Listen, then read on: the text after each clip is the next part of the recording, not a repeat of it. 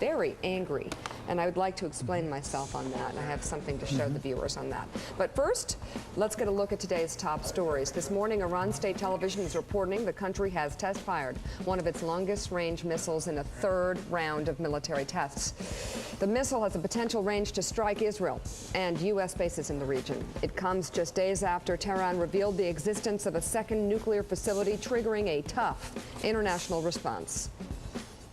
The Russians have come out with a strong statement saying that the burden has now shifted. It has shifted to Iran. They have to come to this meeting on October 1st and present convincing evidence as to the purpose of their nuclear program. We don't believe that they can present convincing evidence that it's only for peaceful purposes, but we are going to put them to the test on October 1st. And then we're hearing from the Defense Secretary about the potential of sanctions. Andy, what would they be? Well, first of all, you have to we have economic sanctions against Iran currently, but they're not, you could argue they don't work. Stepping them up would include making the European allies have the same level of sanctions that we do, which is not doing business with Iran, and also increasing our sanctions, which would mean not exporting gasoline to Iran. Believe it or not, they have to import gasoline, even though they're the fourth largest oil producer in the world. They can't refine it. Right, they can't refine it, exactly. You know what's absurd?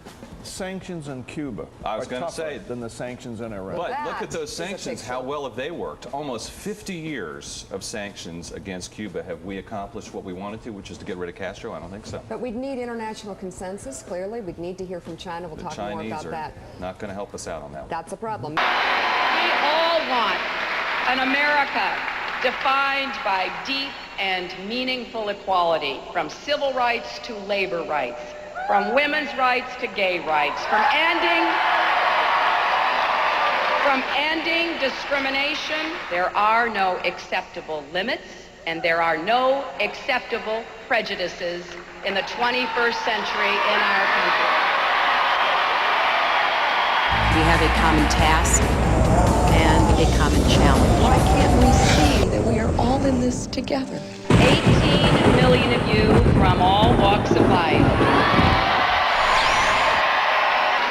Women and men, young and old, Latino and Asian, African American and Caucasian, rich, poor and middle class, gay and straight, you have stood with me.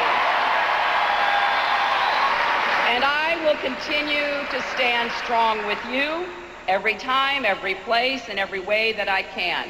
The dreams we share are worth fighting for.